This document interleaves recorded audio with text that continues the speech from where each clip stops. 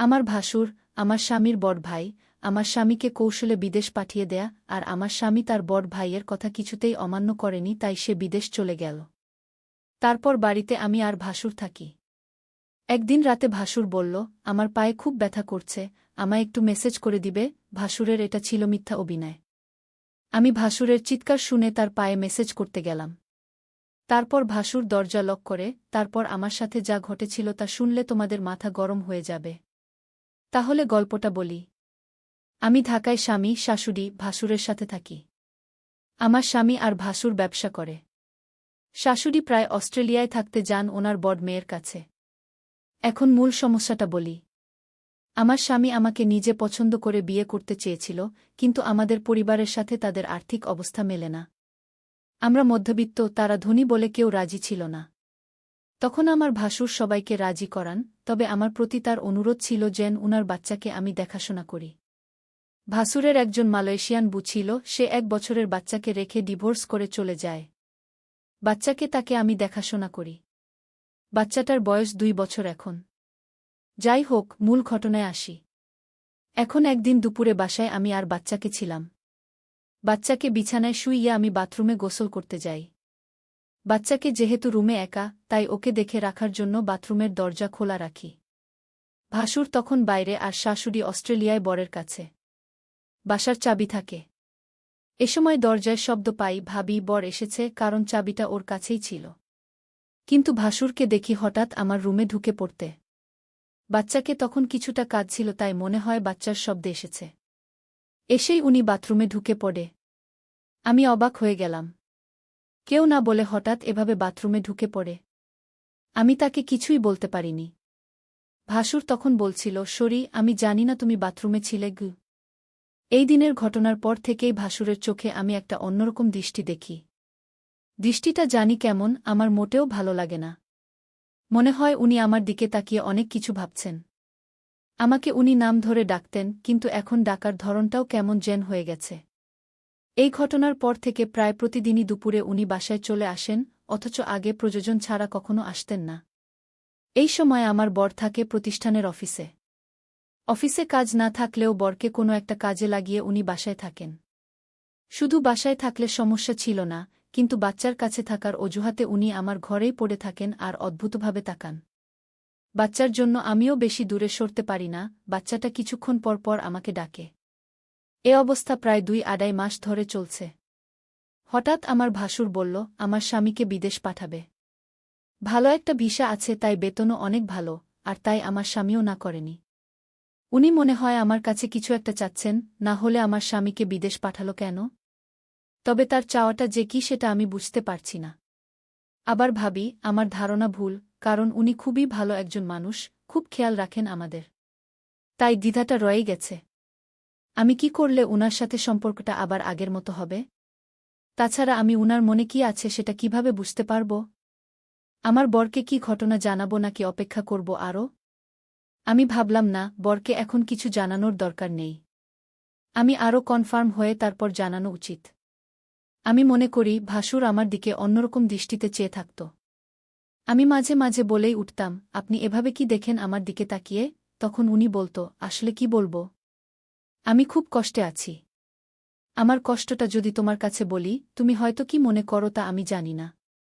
তবে তুমি আমার বাচ্চাটাকে নিজের মনে করে লালন পালন করছো, এতে আমি অনেক খুশি। সত্যিকার অর্থে তুমি একজন ভালো ঘরের মেয়ে। কারণ এখনকার যুগের মেয়েরা তার নিজের সন্তানের প্রতি এতটা কেয়ার করে না যতটা তুমি আমার বাচ্চাটাকে করছো। আমি তোমার এই ঋণ কোনোদিন শোধ করতে পারব না। আমার বাচ্চা মায়ের অভাবটা তুমি পূরণ করছো। এর চেয়ে বেশি কি হতে পারে? আসলে বিদেশি মেয়েরা তার সন্তানের প্রতি ভালোবাসা কম থাকে, তবে সবাই সমান না। বাঙালি নারীরা তার সন্তানের দিকে তাকিয়ে সারাটা জীবন কাটিয়ে দিতে পারে। বাঙালি নারীর কোনো তুলনা হয় না। তবে আমার ছোট ভাইয়ের বউ করে তোমাকে আনতে পেরে আমি নিজেকে ধন্য মনে করছি। আমার ভাসুর আমার এসব প্রশংসা করছিল। আমি তার প্রশংসা শুনে অনেকটা থমকে গেলাম। বাবারে প্রশংসা! যাই হোক, ভাসুরকে একদিন দেখলাম খাওয়া দাওয়া ছেড়ে মনমরা হয়ে ঘরে শুয়ে আছে। এই বাড়িতে ভাসুরকে আমি দেখাশোনা ছাড়া আর কেউ নাই। দেখলাম ভাসুর আজ সারাদিন কিছু খায়নি। আমি ভাসুরকে বললাম, আপনার কি শরীর খারাপ? ভাসুর বলল, হুমা, আমার মাথায় প্রচণ্ড ব্যথা করছে সকাল থেকে, কি করব বুঝতেছি না। গিয়ে আমি ভাসুরকে বললাম, আমি কি মাথায় একটু মেসেজ করে দিব? মেসেজ করে দিলে হয়তো ব্যথাটা কিছুটা কমে যাবে। ভাসুর আমার মেসেজের কথা শুনে অনেকটা খুশি হল। সে চেয়েছিল তার মাথায় মেসেজ করে দিই। আমি ভাসুরের মাথায় মেসেজ করছিলাম। এমন সময় সে বলল, দেখো, তুমি মেসেজ শুরু করতেই আমার ব্যথাটা অনেকটা কমে গেছে।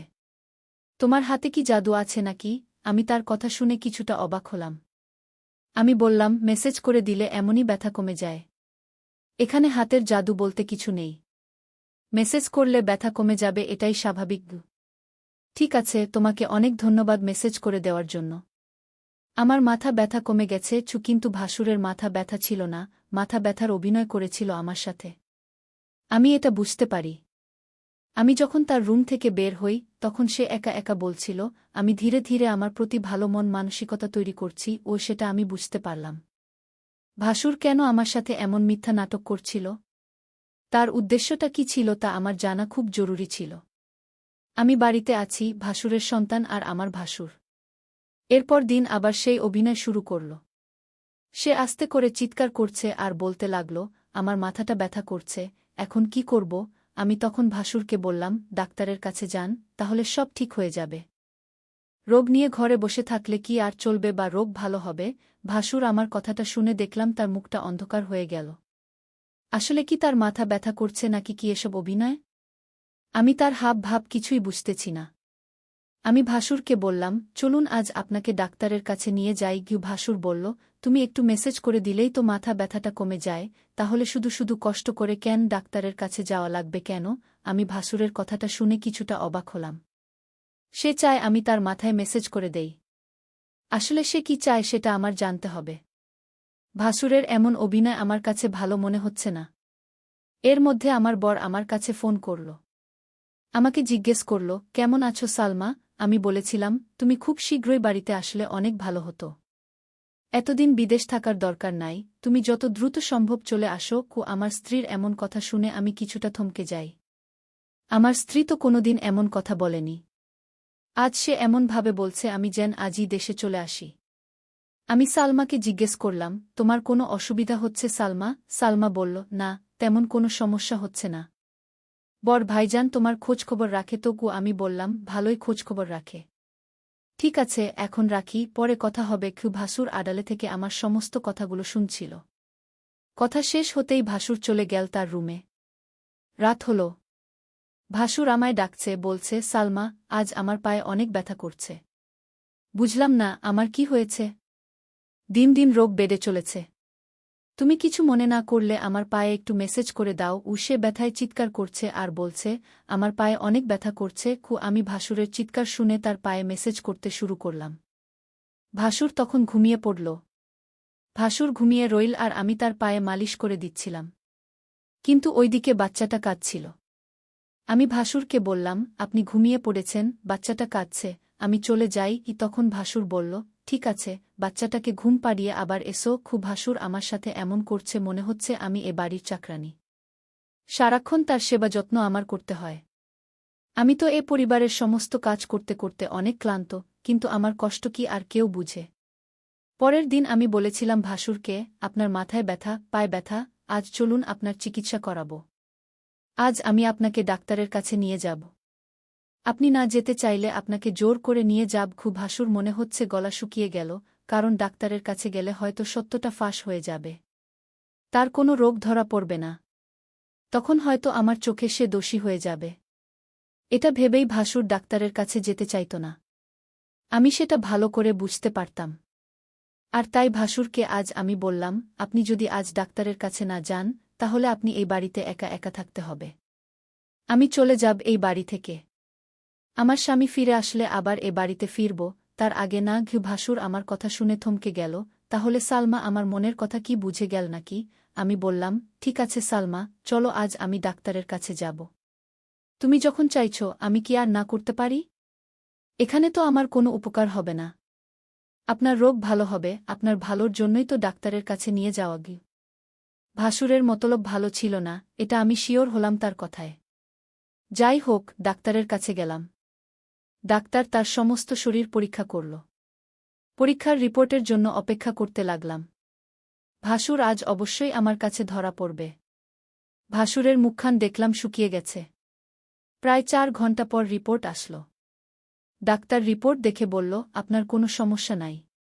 আপনি তো ভালো আছেন। আপনার সমস্ত রিপোর্ট ভালো। ডাক্তারের কথা শুনে ভাসুর অনেকটা লজ্জিত হল। আমি ভাসুরকে নিয়ে বাড়িতে ফিরলাম। আমি ভাসুরকে জিজ্ঞেস করলাম, আপনার কোনো রোগ নেই, আপনি রোগের ভান করে কেন আমাকে কষ্ট দিলেন? আপনার উদ্দেশ্যটা কি বলবেন? ভাসুর বলল, আরে অনেক সময় রিপোর্টের সমস্যা ধরা পড়ে না। কিন্তু সালামা, বিশ্বাস করো, আমার সত্যি পায়ে এবং মাথা ব্যথা করছিল। পরের দিন রাতে ভাসুর আবার চিৎকার শুরু করল। বলতে লাগল, ব্যথায় মরে গেলাম, আমার খুব পায়ে ব্যথা করছে।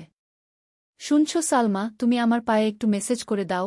আমি তার চিৎকার শুনে কি আর করব, মেসেজ করতে গেলাম তার পায়ে মেসেজ করে দিলাম। ভাসুর তখন ঘুমের ভান করে শুয়েছিল। সালমা তার পায়ে মেসেজ করে দিচ্ছিল। ভাসুর বলল, ঠিক আছে, আমার ব্যথা একদম নিরাময় হয়ে গেছে। এখন তুমি যাও, ঘরে গিয়ে ঘুমিয়ে পড়ো। কিন্তু সালমা দেখি আমার কথা কিছুই শুনছে না। সে আমায় পায়ে ধরেই ঘুমিয়ে গেছে। মনে হচ্ছে সে অনেক ক্লান্ত হয়ে গেছে। আমি বিছানা থেকে উঠে বললাম, তুমি এখানে কিভাবে এলে আর আমার রুমে কেন? এখানে তুমি কি করছ? ভাসুরের এসব কথা শুনে আমার মনে হল, বাহ, আপনি তো ভালোই বলছেন। ভাসুর বলল, যাও, তোমার রুমে গিয়ে ঘুমাও। ভাসুরের আজকে বিষয়টা আমি কিছুই বুঝতে পারছিলাম না। রাত শেষে সকাল যখন এলো, একজন লোক ডাকতে লাগল, সালমা ম্যাডাম বাড়িতে আছেন? আমি বললাম, আমি সালমা, বলুন কি বলবেন। লোকটি আমার হাতে একটি কাগজ দিয়ে বলল, এটা আপনার স্বামী বাহির থেকে পাঠিয়েছে। আমি কাগজটা খুলে যা দেখলাম তা দেখে আমার মনে হচ্ছিল আকাশের বুঝি আমার মাথায় ভেঙে পড়ল। এটা ছিল ডিভোর্স লেটার।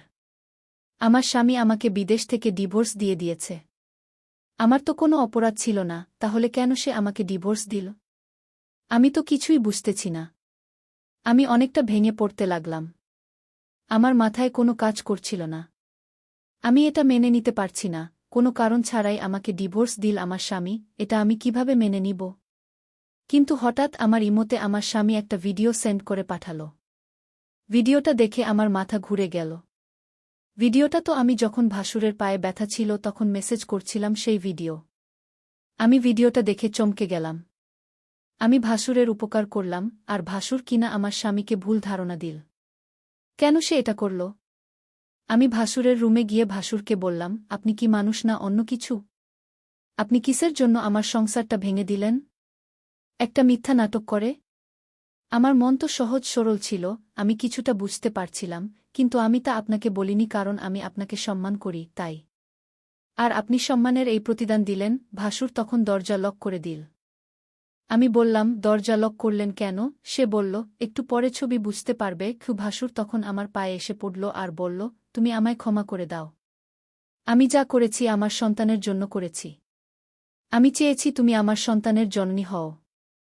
আমার সন্তানকে তুমি যেভাবে লালন পালন করছ, এতে আমি অনেক খুশি। আমি চাই তুমি আমার হয়ে সারা জীবন থাকো, আর তাই তো আমি এটা করেছি। নিজের সন্তানের জন্য সকল বাবা মা সবকিছু করতে পারে। আমাকে তুমি ক্ষমা করে দিও। তারপর আমার কিছু করার ছিল না। আমি ভাসুরের সন্তানের দিকে তাকিয়ে তার কথা মেনে নিলাম। কিন্তু ওইদিকে আমার স্বামী একটা বিদেশি মেয়েকে বিয়ে করে বাড়িতে নিয়ে আসল। বন্ধুরা, আজকের গল্পটি কেমন লাগলো তা অবশ্যই কমেন্ট করে জানাবেন। ধন্যবাদ।